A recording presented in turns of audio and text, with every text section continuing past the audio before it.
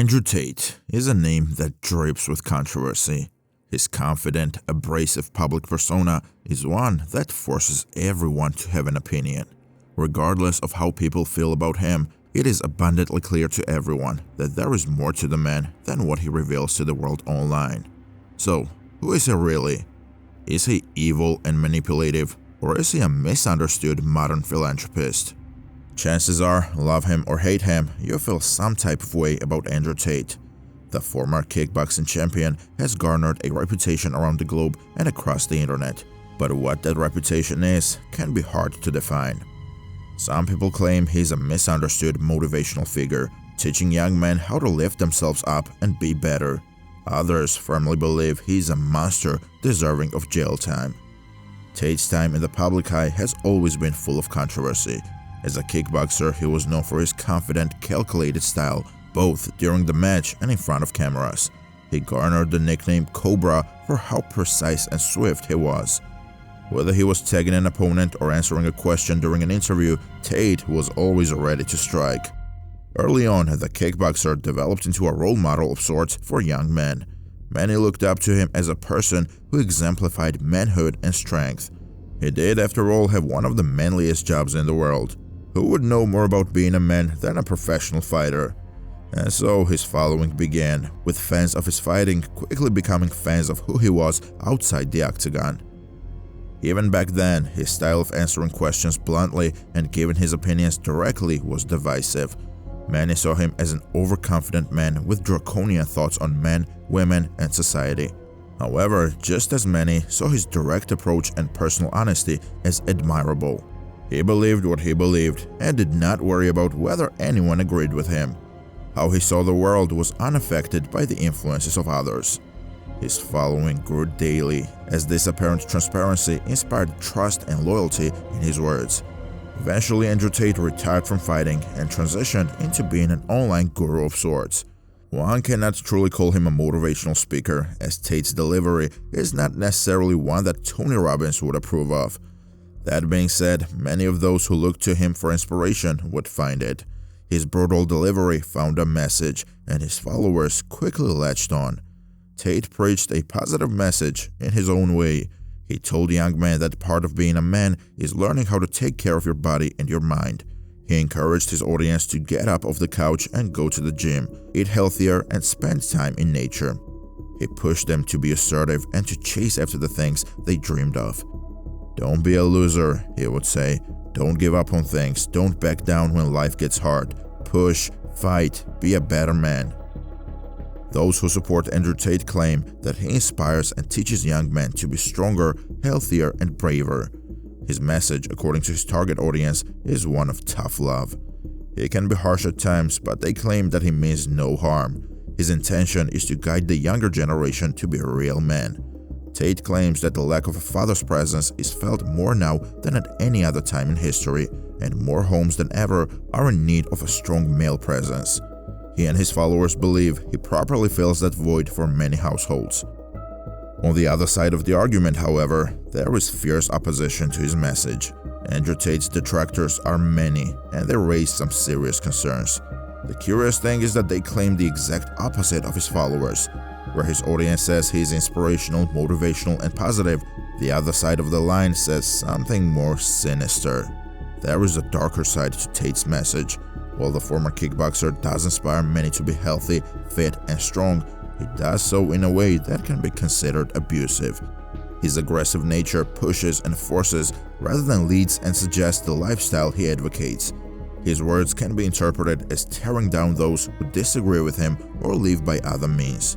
If one does not fit into the mold Tate expects of them, they are open to a barrage of violent and aggressive insults, accusations, and threats. Further than that, those who oppose Andrew Tate claim that his message entails more than just his thoughts on health and wellness. His opinions on manhood are abrasive, to say the least. His claims about the role and position a man should hold are akin to the alpha male movement, but with the signature Tate personality. Men should not only be strong, they should be dominant. Women are not to be had as partners, but kept as subservient to their men. A man should be able to take what he wants from a woman when he wants, and if she does not deliver, she is not of any value. The Me Too movement has taken specific issue with Tate's statements about women. He has purportedly supported violence against women and openly claims that women are lesser beings. Both things that obviously fly in the face of everything Me Too stands for. When he talks about taming women, trapping women, training women, he raises some major red flags, not only for the Me Too crowd, but many others as well. Now, speech is one thing. Of course, there is always the possibility that Andrew Tate created a persona to sell subscriptions and merchandise. There is a possibility that he does not believe the things he says. However, his recent legal troubles in Romania called that argument into question. In December 2022, Andrew Tate, his brother Tristan, and two of their associates were arrested at their home in Romania. They were held on suspicion for several months before being officially charged with rape, human trafficking, and organized crime. These charges can carry some heavy weight on their own, but when Tate's own words are taken into account, they are even more damning. When Tate relocated to Romania, he publicly stated the primary reason he did so was he was unlikely to be charged with the rape.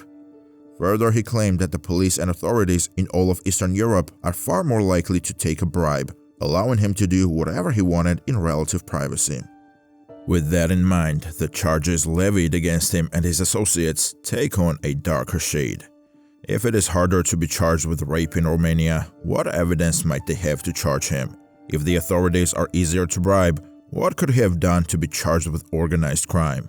Tate's history on the internet and his many documented quotes about the subjects at hand will not do him any favors in court.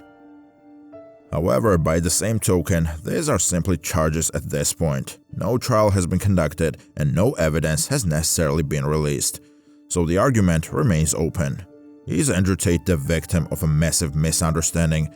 Did he attempt to use his platform to lift up a new generation of men who needed a male role model? It is possible. There is evidence that this may have, at the very least in the beginning, have been his intention. Andrew Tate was a well-known and well-respected professional athlete. Pro athletes are constantly made aware of the influence they can have on their fans.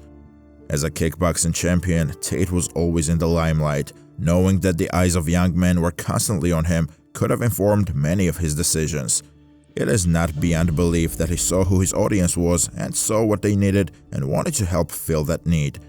He could have seen the young men in the arena watching him and felt compassion for their plight. That compassion would have led him to try to educate and inspire them, in his own way, of course. The argument is just as strong going the other way, if not stronger.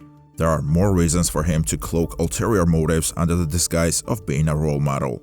Perhaps he was out for the money and only wanted to sell his audience anything they would buy from him. It's also possible he was attempting to build an army, using cult tactics to slowly indoctrinate anyone who would give him their attention. The charges against him pose some very interesting questions, some of which we don't seem to have answers readily available.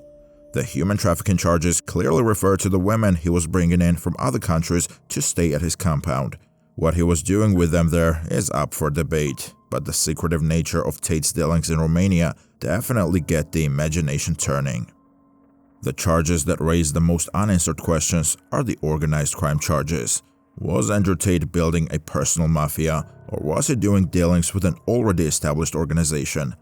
The Romanian mafia groups have a nasty reputation around the globe. While they operate primarily in their home country, they can be found all over, including the United States, South America, and even Australia. Australian law enforcement officers have at various times claimed that Romanian mafia members are the hardest criminals to deal with, as they are tight-lipped and prone to excessive violence. Considering Tate's opinions about the Romanian government, it is entirely possible he had every intention of doing dealings with the Romanian mafia from the beginning. They are primarily known for scams and ATM skimming, but they have linked to some of the biggest heists in history, and interestingly, human trafficking rings. Andrew Tate's charges all fall under the umbrella of things handled by the Romanian crime clans. While the Me Too-related charges are very serious, the more serious possibility is that Andrew Tate intended to plug his dedicated following into the Romanian mafia system. If he had successfully done so, who knows what could have been possible. Even more concerning, what if he was successful to some degree? What might they have already done that is not publicly linked to them?